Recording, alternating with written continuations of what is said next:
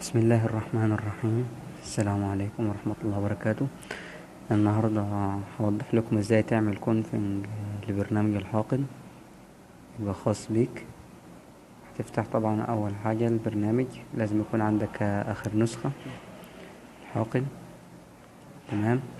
بعدين هتدوس على الثلاث نقط اللي فوق دول هنا كده، وتعمل كلير سيتنج داتا يس. تمام. بعدين تفضل واقف زي ما انت كده. هتعمل هنا في الحمولة بقى بايلود، هتلاقيني تحت الفيديو، هتلاقيه تحت الفيديو. تمام. اهو مثلا بايلود، اهو ده مثلا كده. تمام. حطينا البايلود، هتعمل بقى كده التلات شرط دول. تمام. بعدين هتجيب ايه، هترفع زي كده، تجيب خواتم اخر حاجة من تحت. تمام. وهتدوس موافق. بعدين اهو زي ما شايف جاب لك كده هنا سيرفرات بقى في نيوزيلندا وسنغافورة. انا يعني بفضل سنغافورة عشان سريع شوية مثلا. تمام. بعدين هتفتح، طبعا معلش اقفل الاعلان، تفتح الوكيل البعيد كده، والمنفذ ده اللي هو ده كده هتغيره تخليه 80/80. تمام بالشكل ده. بعد كده تدوس حفظ. بعد كده هتوكل على الله، دوس تشغيل. تمام. هنشوف بقى.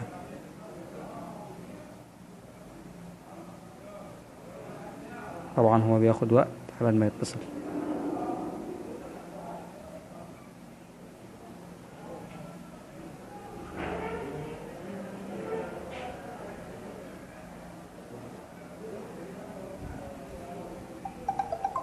وزي ما انت شايف اهو اتصل، وبقى سيرفر خاص بيك وكل حاجة وتمام، وهيفتح معاك.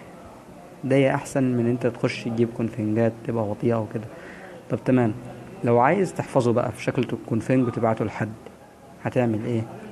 هتعمل اول حاجة طبعا خلاص هو اتصل كده زي ما انتوا شايفين اهو متصل. تمام اهو متصل. تمام. هتوقف الخدمة زي كده، وتعمل على الثلاث نقط دول.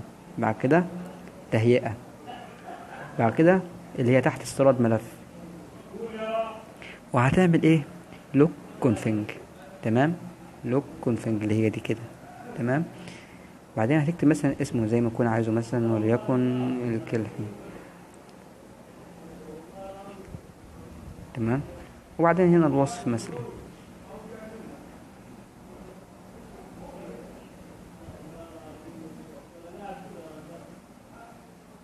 تمام. وبعدين بتدوس الدائرة الحمراء دي وتعمل سيف. كده هو اتحفظ.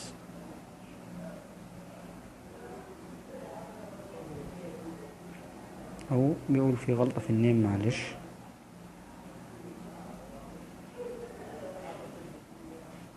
تمام. كده هو اتحفظ. هترجع بعد كده تعمل طبعا دي تهيئة استيراد ملف. هتلاقي ملف ظهر عندك اسمه الحاقن كده هنا، تفتحه. اهو الكونفنج اللي احنا لسه عاملينه كلحي. تمام اهو. صلوا على النبي، الوصف اللي حطيناه تشغيل.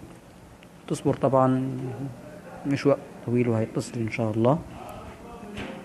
اهو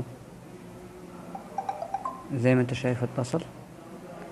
نفتح مثلا الفيس،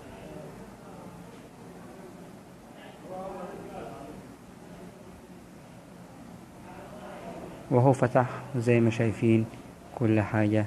تمام. واتمنى الفيديو يكون نال اعجابكم.